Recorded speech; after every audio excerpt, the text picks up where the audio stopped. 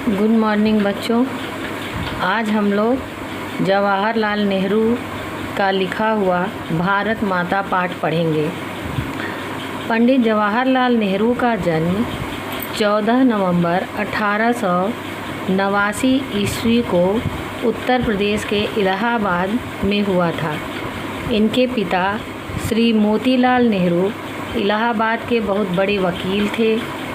नेहरू जी की प्रारंभिक शिक्षा घर पर ही संपन्न हुई। उन्होंने उच्च शिक्षा इंग्लैंड के हैरो तथा कैम्ब्रिज विश्वविद्यालय से प्राप्त की। वहीं से उन्होंने वकालत भी की, लेकिन गांधी जी के प्रभाव में आकर उन्होंने पढ़ाई छोड़ दी और आज़ादी की लड़ाई में कूद पड़े। सन 1929 में वे भारतीय राष्ट्रीय कांग्रेस के लाहौर अधिवेशन के अध्यक्ष बने और पूर्ण स्वतंत्रता की मांग की। भारत के स्वतंत्र होने पर वे पहले प्रधानमंत्री बने। बच्चे उन्हें चाचा नेहरू कहकर पुकारते हैं। वे शांति, अहिंसा और मानवता के हितैषी थे। उन्होंने अंतर्राष्ट्रीय स्तर पर विश्व शांति और पंचशील के सिद्धांतों का प्रचार प्रसार किया था। सन 1964 में उनका स्वर्गवास हो गया। पंडित जी की प्रमुख रचनाएं इस प्रकार हैं। उनकी आत्मकथा है मेरी कहानी, और उन्होंने हिंदी अनुवाद किया है विश्व इतिहास की झलक, हिंदुस्तान की कहानी, पिता का पत्र पुत्री के नाम। लेखों और भाषणों का संग्रह है हिंदुस्तान की समस्याएं, भारत की बुनियादी एकता, राष्ट्रपिता, स्वाधीनता और उसके बाद लड़खड़ाती दुनिया। जवाहरलाल नेहरू ने अपनी रचनाओं में देश प्रेम और स्वाधीनता की भावना को चित्रित किया है। उन्होंने सच्ची संस्कृति का दुनिया भर में प्रचार करने का प्रयास किया और लोगों को इसके लिए प्रेरित किया। अनेक विविधताओं के बीच उन्होंने भारत की एकता और अखंडता को साहित्य में विशेष स्थान दिया है।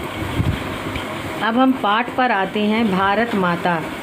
इस लेख में नेहरू जी ने बताया है कि किस तरह उन्होंने भारत के एक एक कोने में जाकर सामान्य जनता को बताया कि अनेक टुकड़ों में बटा होते हुए भी भारत एक है। भारत की एकता के आधार भी बताए गए हैं। भारत के विभिन्न हिस्सों में एकता के दर्शन होते हैं। नेहरू जी कहते हैं कि जब वह जलसों में जाते थे तो वहां आए हुए लोगों से भारत के विषय में बातें करते थे। वह इस तरह की चर्चा शहरों में बहुत कम करते थे, क्योंकि वहां के लोगों को तो कुछ और ही चाहिए।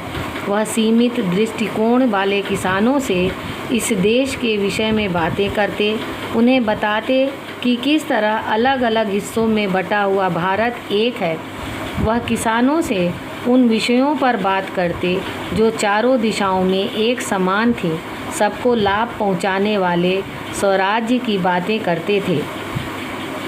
नेहरू जी बताते हैं कि वह किसानों से मिलकर अपनी संपूर्ण भारत यात्रा के विषय में उन्हें बताते थे। उन्हें यह भी बताते थे कि सब जगह किसानों की समस्याएं एक समान हैं। सभी विदेशी सरकार द्वारा लादे गए बोझ से छुटकारा पाना चाहते हैं। उन्होंने यह भी कोशिश की कि उस देश और दुनिया के विषय में सोचें जिसके हिस्से में हम हैं। वह विदेशों में होने वाले आंदोलनों और परिवर्तन के विषय में भी बताते। अमेरिका द्वारा प्राप्त की गई उन्नति को बताते।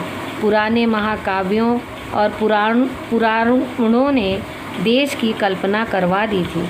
वे उन लोगों से भी मिले जिन्होंने देश के चारों कोनों के बड़े बड़े तीर्थों की यात्रा की थी। उन्हें यात्रा के दौरान ऐसे सिपाही भी मिल जाते जिन्होंने विदेशों में नौकरियां की थीं। 1930 में जब आर्थिक मंदी आई तो दूसरे देशों के संदर्भ में कही गई बातें समझ आने लगीं। नेहरू जी ने बताया कि जब वह किसी जलसे में जाते तो लोग भारत माता की जय का जोरदार नारा लगाकर उनका स्वागत करते। जब वे यह पूछते कि इस नारे का क्या अर्थ है, भारत माता कौन है और आप किसकी जय चाहते हैं, तो वे आश्चर्यचकित होकर एक दूसरे की ओर या नेहरू जी की ओर देखने लगते। एक हृष्ट-पुष्ट व्यक्ति ने कहा कि इसका अर्थ गांव से लेकर पूरे हिंदुस्तान तक है। जब नेहरू जी को इसके विषय में बताने के लिए कहा गया तो उन्होंने बताया कि भारत का प्रत्येक प्राकृतिक तत्व हमें बहुत प्यारा है, लेकिन जो चारों ओर फैले हुए हैं वे भारत के ही लोग हैं। ये करोड़ों लोग भारत माता हैं, अतः भारत माता की जय से मतलब इन्हीं लोगों की जय से है। वह उन्हें समझाते हुए कहते कि भारत माता के अंश होने के कारण ही तुम सब भारत माता हो। यह विचार समझ में आते ही वे खुश हो जाते। यही नेहरू जी की एक नई खोज थी।